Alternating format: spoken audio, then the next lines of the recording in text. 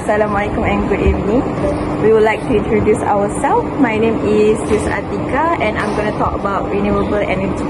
My name is Sita Aisha and I will talk about environmental health. My name is Devi Sajira and I will talk about cybersecurity. Good evening guys. Let's start with the discussion about how pollution impacts health in many communities. I have read some recent research and findings about the health pollution. One point that stood out to me is how pollution like PM 2.5 and nitrogen dioxide or NO2 not only harm people directly but also create long-term health issues. And for example, did you know that areas near shipping ports are see significant rise in like cardiovascular hospitalization due to NO2 exposure, and the affected groups are often young males and people under 65 years old. Isn't that surprising? This? Yes, it is. Yes, it is. That's a clear example of how the source of pollution like ports can heavily affect certain demographics. PM 2.5, right, has even broader impacts to contribute to heart disease and lung issues. Exactly. What's even worrying is how these issues extend beyond just immediate health risk. Long-term exposure can reduce life expectancy, and vulnerable groups like children and the elderly suffer the most. Imagine the scale is this problem in urban areas with heavy industrial or shipping activities. Danish, can you explain why areas like Klang are especially vulnerable? Sure. Port like a major hub for shipping, which produce a lot of emission. Ship burn a lot of heavy fuel oil, releasing NO2 and particulate matter. Combined with that, trucks and cargo handling equipment and new traffic pollution also. And since they are areas densely populated and more people are exposed. Right, and the impact is compounded by high population density. It's deadly combination intense industrial activity and large number of people living nearby. But here's where I think we can make a difference.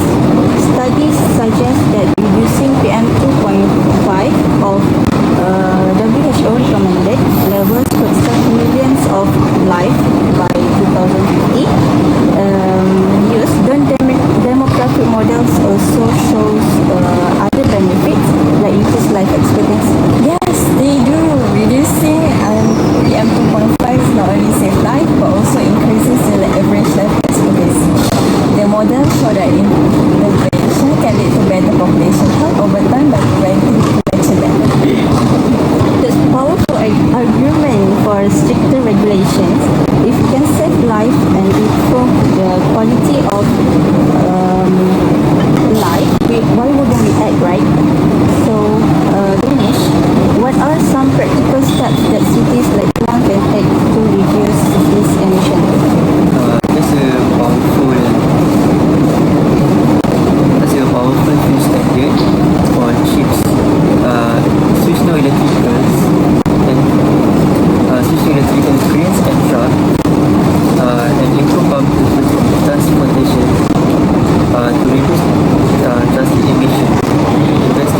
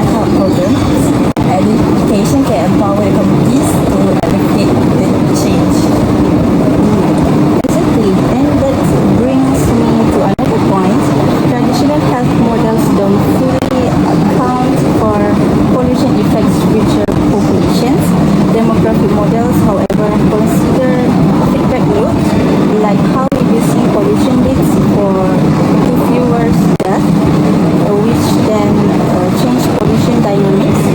This makes them accurate and useful for policy making. Danish, has there been successful example of cities implementing such policies? Yes, cities like Beijing and Los Angeles have introduced green and zone cities and stricter vehicle emission standards. These are significantly improve air quality and reduce health issues. This example shows the change is possible, but we need to think bigger. It's not just about reducing pollution, but addressing multiple health risks at once. For instance, the claim for air quality alongside poverty or limited healthcare access could multiply the benefits. Demographic models can help us to plan these integrated strategies better. That's true. The studies that you mentioned show reducing multiple risks together has a larger impact than focusing on one issue at a time. Exactly. And to sum up, pollution from industries, ports and traffic is causing serious health risks, especially in urban and industrial areas. But we have the tools to tackle it: better models, stricter policies, cleaner technology and public education. If we act now, we can protect millions of lives and create healthier communities for the future. Let's make sure we take these ideas forward. Thank you guys. Do you guys know that millions of people in developing countries still don't have access to reliable electricity? Wait, millions? That's shocking. How do they manage? Without electricity, life must be so difficult. What about school and hospitals? Exactly. Imagine kids struggling to study after dark or hospital unable to power essential equipment. Many rely on kerosene lamp, diesel generator, which is expensive and polluting and not reliable. So rural areas are hit hardest because extending traditional energy grids is too costly and inefficient for remote regions. So it's not just about inconvenience, it's holding back their development. Is there a way to fix this, especially in remote area? Yeah. Yes, renewable energy. Solar power is a game changer. It's clean, affordable, can be used to decentralize energy system. This system don't rely on larger grids, making them perfect for rural areas. What's great about decentralized system? So they are flexible and scalable. Communities can start small and expand their energy needs grow. Plus, they provide independence. No need to wait for expensive infrastructure. For example, this system combines solar panels, batteries, and even wind or hydropower to meet local energy demands. That's brilliant. So this community can generate their own energy locally. Yeah. Exactly. It's reliable, adaptable, and real lifetime for remote area. Beyond electricity, what are other benefits of renewable energy? For starters, it reduces greenhouse gas emission, which is helpful for fight climate change. Plus, it's replaced like kerosene lamps, cutting in the air pollution and improving health, and it's cheaper in the long run. So it impacts education, healthcare, and even the Exactly. School can open longer, healthcare center. Healthcare can store vaccines, and business can grow. It's empower entire communities. And it's sustainable, right? Yes, with proper training, local can maintain and expand this system over time. Renewable energy doesn't just bring power, it transforms life and protect the planet. That's amazing. This is exactly what the world needs. Good evening everyone. Today, in this day of age, cybersecurity threats have increased rapidly due to the rapid digitalization. As we all aware, when we discuss about cybersecurity, the first concept that comes to our mind is like firewall, social media, account breaching, and the theft of personal information. It doesn't matter how many firewalls, encryption software, or two-factor authentication that an organization use. If a person fall for a phishing scam, That's true. Phishing is still one of efficient and popular ways for hackers to obtain personal information without permission. Hackers frequently construct websites that imitate authentic login pages, and attackers obtain complete access to people accounts. Precisely, the problem is that phishing scams often appear very convincing. People are naturally inclined to trust links or messages, especially if they seem to come from a familiar source, such as a colleague or family member. this is why it is important to adopt a cautious approach. As a best practice, we should never trust a link that we receive from an unknown organization.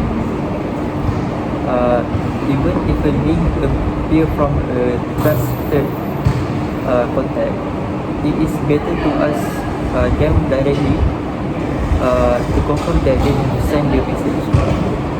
I agree. I've encountered cases where my friends and family, their accounts is stolen, and they unknowingly send malicious link. Verifying the sender is simple yet effective step in preventing such attacks. Other than links from message, there are many ways to avoid being a victim. Very often calls claiming they are an organization. For example, they are saying they are from Microsoft or a bank. Sometimes they get the information through the call, or they will tell the victim to call or visit a certain website. That's true. And in organization setting, it become more advanced. For example, the hackers may send emails impersonating co-worker or senior executive. The email also may have attachment or another way to infect the executive computer with malware, so that the bad hacker so that a hacker can gain a backdoor through the executive computer. When that's happened, it can have serious consequences, especially when high-level executives and are targeted. So verifying emails and signature, overall legitimacy, any suspicion message is an essential precaution. While prevention is important to know, we must also learn that if someone falls victim to phishing scam, they know how to respond quickly. Change your password, reboot your computer, and log in with your new password. Update your email account on any mobile device. Also, enabling multi-factor authentication is another crucial measure. It also adds additional layer of security, which can prevent any further unauthorized access if the